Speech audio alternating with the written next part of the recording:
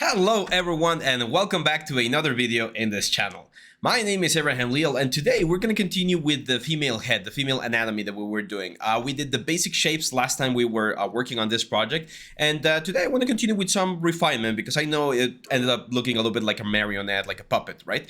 So before we do that though, I just want to remind you that we just released a new course about anatomy. The Blender anatomy course has been released in all of our platforms and I'm pretty sure you can check it out in Skillshare using this promo.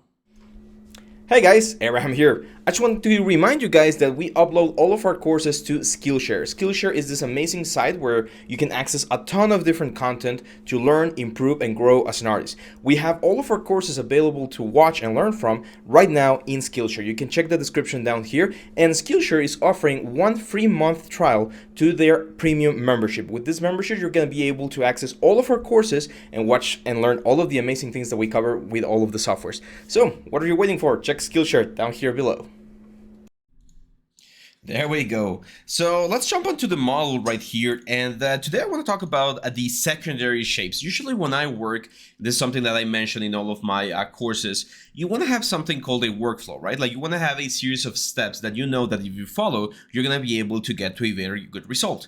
In the case of sculpting, I like to follow the primary forms, secondary forms, tertiary forms, and then details. That's like my usual workflow. So this thing that we have right here, I would consider them to be my primary forms. Doesn't mean that I'm ready, or doesn't mean that I'm not going to change things or modify elements from the primary forms. You can always do that sort of stuff. Like you can always like make adjustments and change things. It's just important that you understand that, again, there's a process involved with all of this.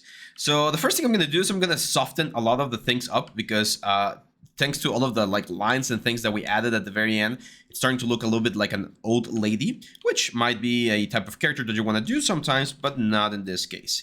And now that we have the primary shapes and the primary forms, I want to refine the silhouette a little bit. So I'm going to go with my move brush, and usually here on the side of the face, females tend to be really sharp. So as you can see, I'm going to push this in a little bit more to create like a sharper line on the jawline.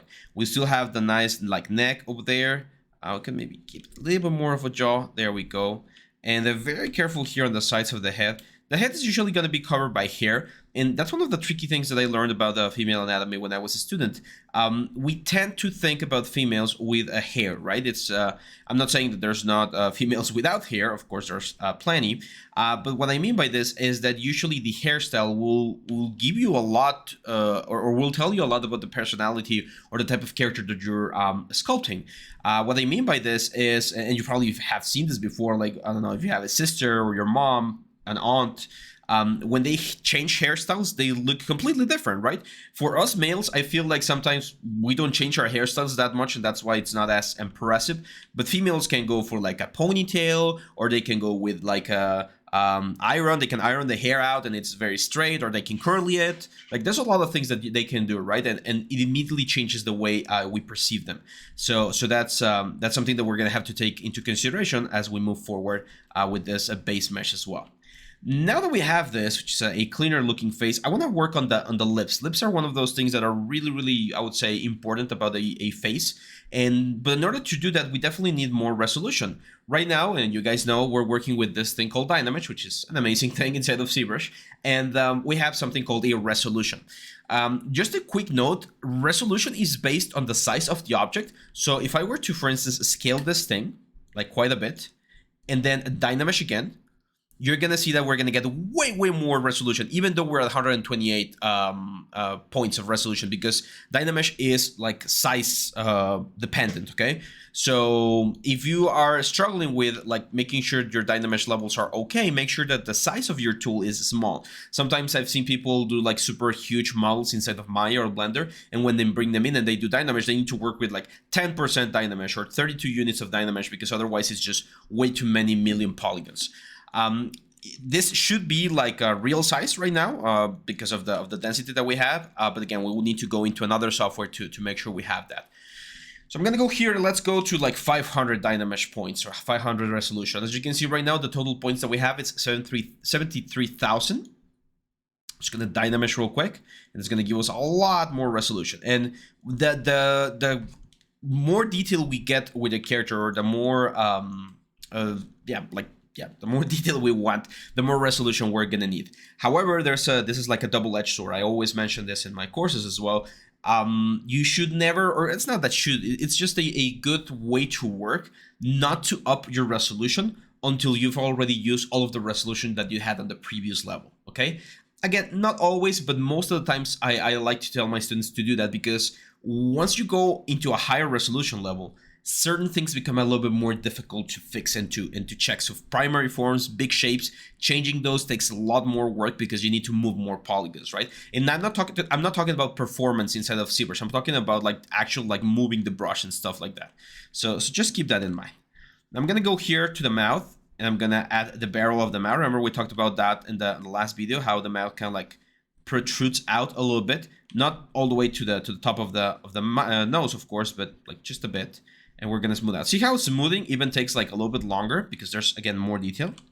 Now I'm gonna use my Damien standard, and what I'm gonna do is I'm gonna go again to the first third of the mouth, and I'm gonna create this sort of like M looking shape, like this. It looks very bad right now. Don't worry, it's part of the process. There we go. So this is gonna be the upper lip, and this is gonna be the lower lip. For the upper lip, I'm gonna use my clay buildup.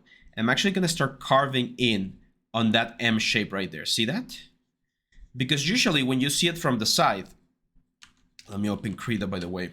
When we see it from the side, the lip has this sort of like poking thing in and out. Once I get the software open, it's gonna be a little bit easier to visualize. I'm actually gonna remove a lot of the volume right here, the lower lip, and we'll rebuild it once we get there. So just remove all of this. And the reason I like to do this is this allows me to keep a very sharp edge on the upper lip, which is one of the things that we're usually looking for. It's Dynamesh, so we can save that. Beneath, or right here, we're gonna have the Cupid's bow. I think it's called the fulcrum or something like that. That's one of the names that I always forget. And of course, we're gonna have the nostrils right here. So let's just like slightly indicate them. We'll talk about the nose in just a second. It's a good idea to just get an idea of where the nose is. That's it's a little bit of an ugly nose right now, but we'll fix it. Things are a little bit thick. There we go, that's a little bit better. Same for this, guys. Gonna make it smaller holes and just soften up a little bit there. There we go. So let me see if this thing just opened. Just 1 second.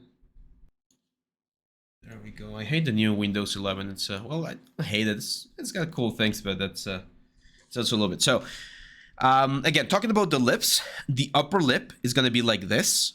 Okay, so we're coming down here from the like the nose and stuff. The nose will be like up here. So we're gonna have this sort of curvature. Upper lip right here. Oh. Did I change? What did I do? Normal. There we go. So upper lip like this, and then lower lip like this, and then like this. Okay, so that's usually how it's gonna be for the lips. We're gonna have this curvature out, and then curvature in, and then curvature out, and then curvature in. And I've mentioned this before. The body. This was a concept that was taught to me by a teacher named Charles Hume. You can look his stuff up. He's really good. He's a really good like concept artist, Charles Hume. And he taught us that the body is made out of 80% of water, right? And water, when you drop a stone into water, you get the ripples, right? And if you do a cross section of the ripples, you're gonna see that there's always a crest and a valley, right? Crest and valley, crest and valley. So we're gonna have this sort of stuff going on. And that also happens on the body. Now, a lot of parts of the body, like for instance, on the shoulder, you have shoulder, arm, forearm, wrist, hand, okay? Like in a very simple way. There's always this play where there's like a crest and then a valley. Same for like the leg. You have like the quads, and then the knee, and then the calves, and then the foot. And on this side, you have some tendons, the knee, the other calf. So there's always going to be like, again, crest and valley, crest and valley. There's always this like push and pull on the body. Even when you see it from the front, you have like chest, rib cage, and then like the abdominal muscles. So again, it's always like 1, 2, 1, 2. Like things don't like just like continuously inflate or whatever, that there's always an interchangeable thing of pushing and pulling. So that's what we get here. Like we push the lips forward, then we go in, and then we push them out, and then we go in again. And that's what we're going for in Zbrush right here. So now that we have this, we can again go with our Demian standard, create the little line right here, again, like a sort of an M shape. And now we can fill this in, because of course the lips are not just like that. They usually have a little bit of mass, right? So usually here on the center, it's like a heart. You're gonna see like a little heart going from like that point right there to the center. We're gonna smooth that out. And then you're gonna have two little like spheres over here, kind of like drops that fill in this gap, and they go to the sides. Kind of like wings. I like to see them, or I usually see them like wings. You can of course add a little bit of volume there to just like blend things in a little bit more, but yeah, that's usually going to be the way the upper lips are filled. Now, something that's very important is when you see the character as a whole. Since we haven't done the eyes, we haven't done the nose, we haven't done the cheeks, we haven't done the ears, we're only focusing on the mouth right now, and that means that we need to only focus on the mouth. When we were doing sculpting back in the day, one thing we did was we grabbed like foil, or it's not foil paper. What's the name of that thing? Like aluminum paper. I'm not sure what the name is in English, but we would just like wrap everything that we were not working on the sculpture at that point. We would just wrap it in aluminum paper, aluminum foil, so that we didn't see it. Because when you see this, it looks horrible, right? And it's not letting us focus on the things that are looking good, which in this case are the lips. So again, another advice that I like to give my students is when you're working on a specific area, say for instance right now the mouth, just focus on the mouth. Just like mask it out, or use this display layers, Control Shift, of course, to only focus on this part right here. And that way you're not going to get distracted by things that might look a little bit off, right? So we keep filling this in. And it's going to depend on how plump you want the lips to look. Some people like to have like really full lips, kind of like, you know, Kim Kardashian and those girls. Or you can go for really thin lips. You guys know Tilda Swinton, right? I think she did, well, she's done like a lot of things, right? She has very thin lips. And that's another thing that you're definitely going to have to do as you move forward with any character. We've talked about this before, reference, right? So if we look for Tilda Swinton, for instance, you're going to see that her lips are like a really thin, really, really small. And if we look for, I don't know, like Kim Kardashian, you're going to see that her lips are like a really, really full. So it all depends on the kind of character that you want to do. I do recommend like grabbing an actress or an actor that you like, and trying to copy the lips. That's always a nice exercise. There's been a debate lately, or not lately, but there's been a debate. I've seen some debates where some studios take like a reference, or they reference their characters from real life actors, and then they realize that happened. And technically, you're not allowed to do that because their image is copyrighted, right? So just be careful there. If you're in a production, make sure you don't do that.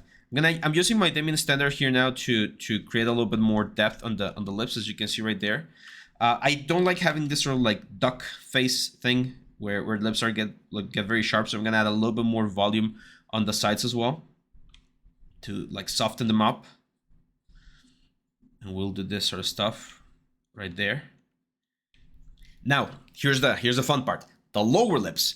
The lower lips go like, if you think about the lower lips. Let me see if I can do this.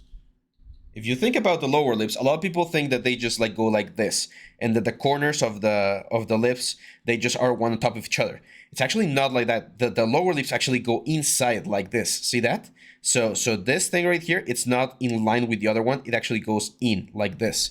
And we get a very, very interesting line, which is called the puppeteer line, like in the puppet, that creates this sort of thing, because again, this lower lip is pushing inside, like it goes there, inside of the lower lip. How can you do this? There's a very cool way.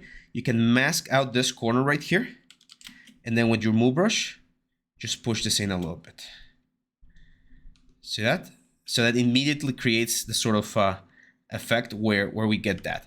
The older we get, that part starts losing elasticity, and you start getting this very nice, like pronounced lines and marks. And I've seen some people that they look like no offense, of course, but they look like bulldogs, where the whole cheek is like folding on top of the lip, and they get like a lot of volume. Like you're probably seeing them as well, like this, right? Like super exaggerated. In this case, we're not going to exaggerate, but we are going to add a little bit of volume here. Another thing you might want to do is, at this point, it's not a bad idea to change our alpha on the clay buildup to a round alpha, something like the alpha 48, for instance, because rounder alphas will give you like a little bit of more of an organic look. I personally love using the clay buildup because I like to work fast, and it allows me to add and remove volume in like a really fast way. I actually haven't seen a lot of people that do it. Most people that I know use the clay tubes, which is as BCL, I believe, or the clay brush. Both of them are fine. Clay tubes, I believe it's BCT. Yeah, there we go. The only difference is, as you can see here, if I go over the same spot like a lot of times, it doesn't add more volume. It stops at one like layer of depth, if you wish.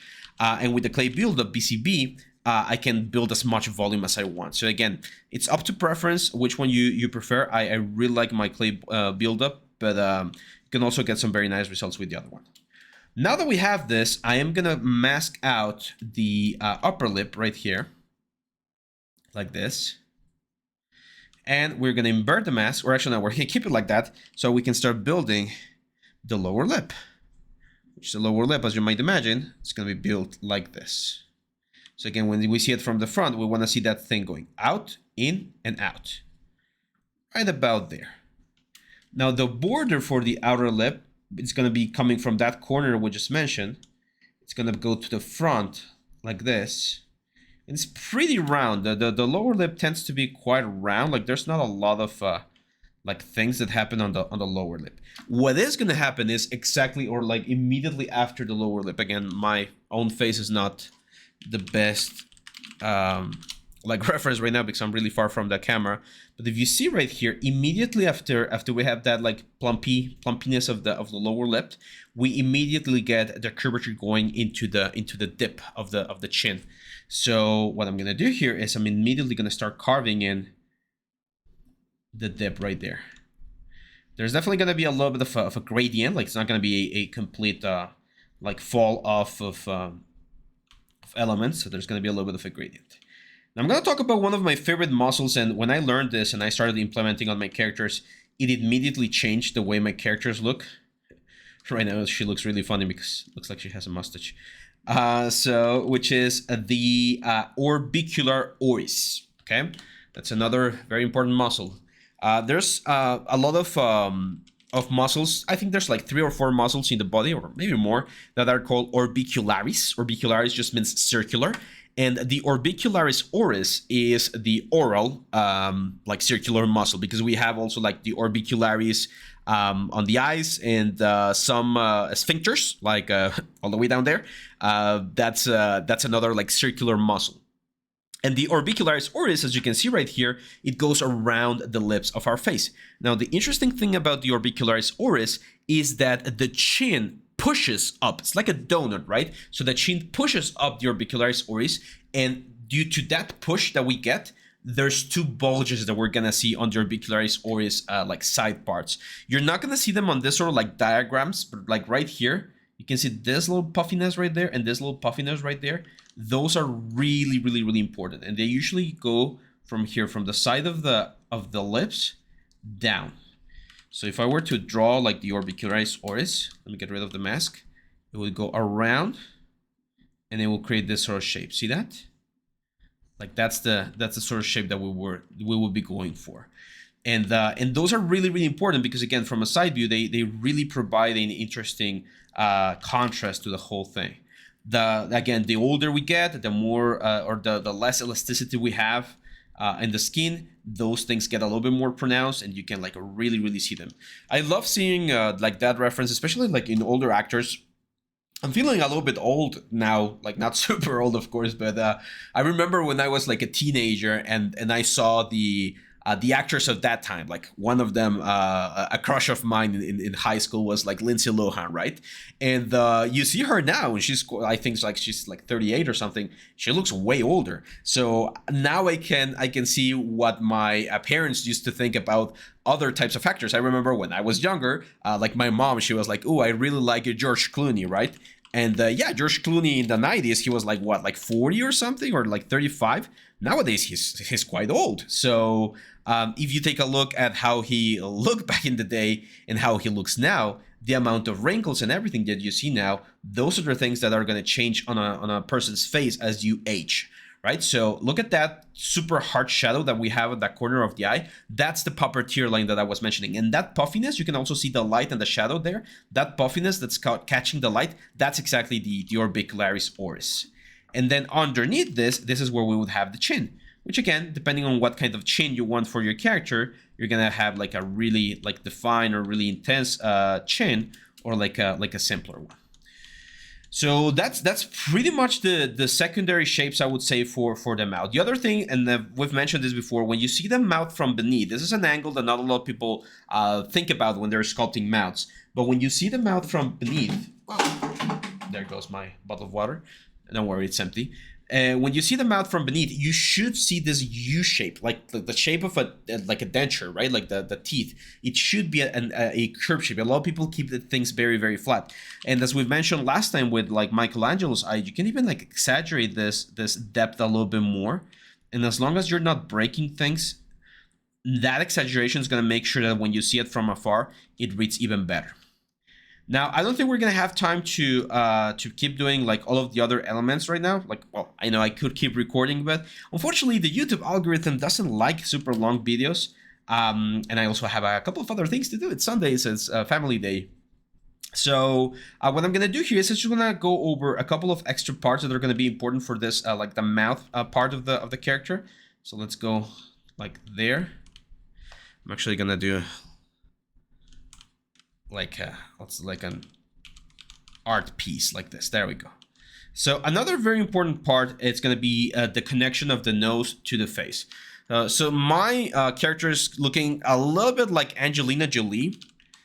I'm not saying like exactly like her, but kind of like gives me that vibe. Angelina has this very sharp features on her face, really intense features. And I mean, we could like, of course, reference that. I also really like the way Olivia Wilde's face looks, which is, again, like really sharp features, a little bit thinner, I would say, compared to Angelina Jolie. But again, we can use this as reference. And the reference I'm looking for right now is exactly this thing called the nasolabial fold. I've mentioned this and I've talked about this one a lot. It's this fold that we get going from the nose towards the lips. And as you can see, there's mass, right? Like there's volume in that specific area. So the nasolabial fold is going to come from this area and it's going to go down towards the mouth like this. And there's usually going to be, again, like volume there. So I'm going to use my clay buildup. I'm going to create the like volume. As you can see, I'm just doing like circles going down here to create the volume of the nasolabial fold. And there's two ways to create volume or to indicate volume. One is using the Damien standard and just like carving in, as I just did there. But also if you add volume to one side of an object or one side of a line, and then you add volume to the other side as well, as you can see right here, this is gonna definitely keep your volume there. I'm gonna use trim dynamic. I like using trim dynamic to like average out the surface of the object and clean it up in this case. And as you can see, this looks not bad. Not bad. I think the mouth's a little bit too wide, so I'm going to push the corners of the mouth in a little bit. But that's one of the things that we've mentioned before, that all of these elements are going to be changing and adapting as we move forward. Like when we do the eyes and when we do the cheeks and all that stuff, we are going to be adjusting things on our character. And right now, one of the tricky parts is the fact that this character that we're doing, we're not really basing it on anyone. Like as I mentioned, like we can definitely like take some inspiration from some of these actresses, but we're not really using an image plane or anything. So this is just like us applying our knowledge of anatomy to create something that looks good, that looks interesting. So that's what you might have to do in certain jobs. Like sometimes they're just going to tell you, hey, we need like a female character and she has to be like this or like that, or we need a male character and you need to fill this criteria. There's no concept art, so just go with whatever you feel it's gonna work. And well, good luck. You're alone there, because you can again use reference, but you need to apply all of the information and all of your knowledge from anatomy. That's why taking anatomy classes is really, really important. As I mentioned earlier, we just released one, so if you want to check that one out, the links are down here in the description. There we go. I'm definitely gonna add a little bit more depth. Like, see how like close the corners here are. So I'm gonna like make the lips a little bit closer there, and I'm gonna use my clay buildup to carve in a little bit more, and just like give a little bit more detail there. I always struggle with the nose, with the underside of the nose, because it's a really tricky part. Some people have like she has really, really big nostrils, but sometimes I feel like adding like super big nostrils make things look really, really weird. It's very important that we think about the front views. For instance, here I can see that this base of her nose is lower and mine is a little bit higher.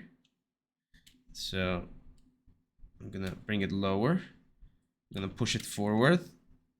Let's just fix the curvature of the nose there. Noses are tricky, by the way. Those are the things that you definitely want to like measure a couple of times to make sure that you get the proper proportions.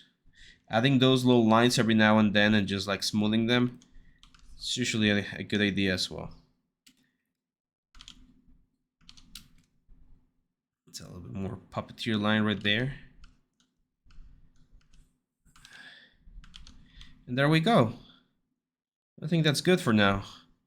So yeah, I like how this is looking.